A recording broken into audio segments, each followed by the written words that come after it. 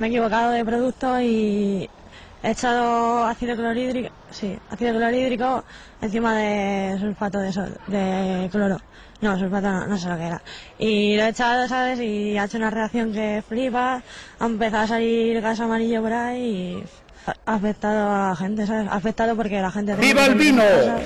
Y hay gente que tenía que ir a trabajar que no ha podido coger el coche, que vamos, que la he liado parda, ¿sabes? ¡Ay, qué bueno, tío!